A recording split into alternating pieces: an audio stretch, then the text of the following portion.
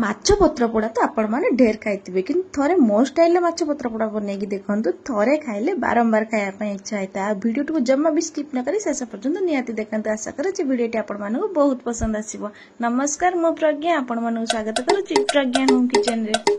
जमा भी लेट करवानी चलतु देखा आज रेसिपी। आज रेसिपी रही लाउ पत्र देकी माछ पत्र पोड़ा। आपण मैंने तो माछ पत्र पोड़ा बहुत खाई कि थे एमती लाउ पत्र देकी माछ पत्र पोड़ा बनई देखते तार टेस्ट एते सुंदर लगे थे खाइले बारंबार खायापी इच्छा हम। आईटी देखिपे मु लाउ पत्र को किपर भाव छड़ाऊँ। जिते लाउ पत्र को छड़ेबे टी केयरफुली छड़ेबे ना लाउ पत्र यही समय ही फाटी जाए। आउ ये लाउ पत्र रे माछ पत्र पोड़ा बनवाई चेष्टा करेंगे। लाउ पत्र जमी पूरा फ्रेश लाउ पत्र थी जमा भी फटा किंबा छिड़ा लाउ पत्र नेबेनी जो थी कि माछ पत्र पोड़ा जमा भी भल बनबनी। आईटी मुझे पत्र को भल भाव किसी सफा पानी रे 2 ରୁ 3 थर धोई नहीं। लाउ पत्र रे माछ पत्र पोड़ा आपण मैंने आगु ट्राए कर तो मुझे जानी कि जो मैंने भी ट्राए कर तो निहाती जानी केते टेस्ट लगी था। जो मैंने ट्राए करना से निहाती थरे थरे ट्राए करंतु माने लाउ पत्र रे माछ पत्र बा माछ को भी खाइबे ता सहित पत्र को भी खाइबे बहुत सुंदर लगी था। और ये देखि पारे मो पत्र को भल भाव धोई सारिया परे गोटे जाली पात्र रे रखी नहीं। जाली पात्र रखा द्वारा तार जो एक्स्ट्रा पानीटा थे से एक्स्ट्रा पानीटा हमर बाहरी आसीबो। पत्र को तो मु धोईकी भल भाव रखी नहीं। ता सहित मु आज जेहेतु लाउ पत्र देकी चिंगुड़ी माछ पत्र पोड़ा बनैबी सेति मु एठी किछि चिंगुड़ी माछ नै आसीछि। एठी चेष्टा करबो चिंगुड़ी माछ जेमति पूरा फ्रेश हेतिबा टिके बड़ साइज रहितबा। आ मु एठी आपण मानकु चिंगुड़ी माछ किपरि भाबे छड़ेइबे सेटा मध्ये बतै देछि। आ एठी देखिकि आपण जानि परते चिंगुड़ी माछ को हमकु केमति छड़ेया को पड़िबो। एमति छड़ेबा द्वारा छोटरु बड़ समस्ते खाई परिबे। आ ए रेसिपीटी छोट छुआ मानकटु बड़ लोक समस्त बहुत पसंद आसीबो।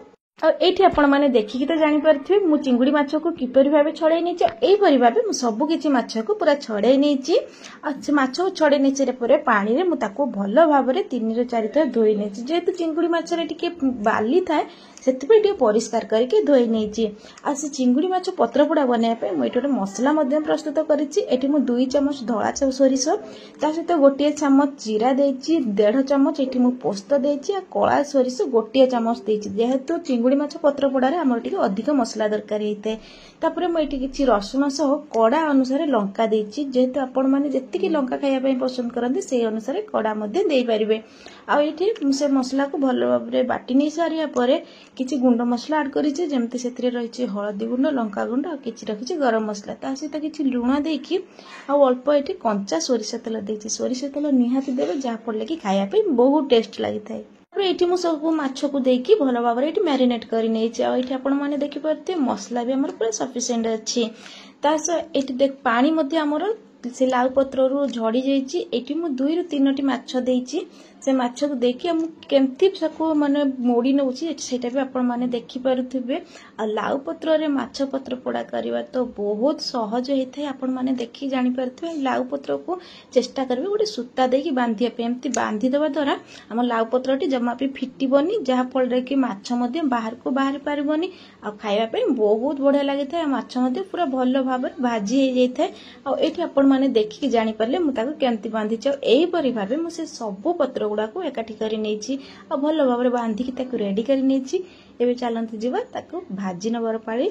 जेहेतु आज आम गैस रे बनेबा माछ पत्र पोड़ा आम आज चुली रो यूज करबानी आम कड़ाई रे आ गैस रे ही मु माछ पत्र पोड़ा बनैबी।